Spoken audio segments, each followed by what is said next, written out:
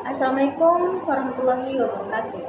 Good afternoon, viewers. I am Adinur Anja Isla, and today we are here to delve deeper into the role of education in developing the younger generation. Let's get your perspective on the following questions from our guest speaker. I have two questions for you.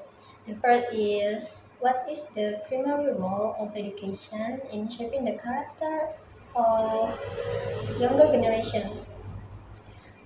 Education help build values, discipline, and positive attitude in students.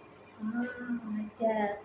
Okay, the last question is, what is the biggest challenge facing education today?